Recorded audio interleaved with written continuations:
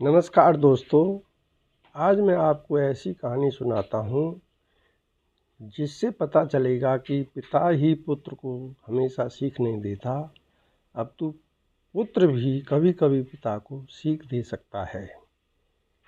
कहानी का शीर्षक बेटे की सीख। तो सुने। यह बात उन दिनों की है जब न्यायाधीश के रूप में श्री महादेव रानडे की ख्याति बढ़ती जा रही थी। कानूनी कार्यों में वे किसी का भी हस्तक्षेप पसंद नहीं करते थे।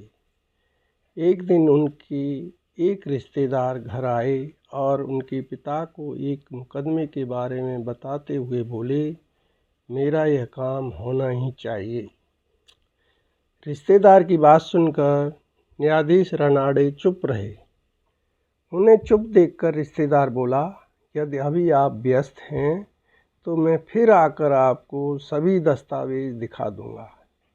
इसके बाद वे चले गए। उनके जाने के बाद न्यायाधीश अपने पिताजी से बोले, पिताजी, यहाँ हमारे बहुत से रिश्तेदार तथा मित्र हैं। हमने इन्हें थोड़ी सी भी छूट दी तो आए दिन हर कोई अपने काम के लिए यहाँ आएगा और अपने मुकदमे में जीत के लिए मुझ पर किसी न किसी तरह का दबाव डालेगा। अगर हम एक बार इस दलदल में गिरे तो फिर गिरते ही चले जाएंगे।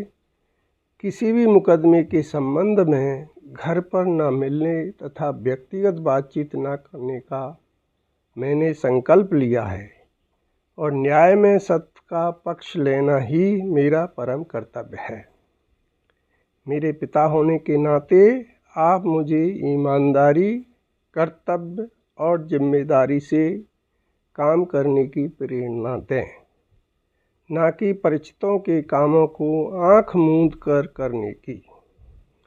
यह सुनकर पिताजी बहुत खुश हुए और बोले, आज तक मैंने पिता द्वारा बेटों को शिक्षा देते देखा है, लेकिन आज एक बेटे द्वारा पिता को जीवन की इतनी बड़ी सीख देते पहली बार देख रहा हूँ। सचमुच मैं धन्य हूँ तेरे जैसा पुत्र पाकर। इसके बाद उन्होंने कभी न्यायाधीश के काम में हस्तक्षेप नहीं किया। कहानी की सीख छोटे बड़े किसी से भी मिल सकती है। यदि आपको यह कहानी पसंद आई हो तो कृपया इसे लाइक, शेयर तथा सब्सक्राइब अवश्य करें। धन्यवाद।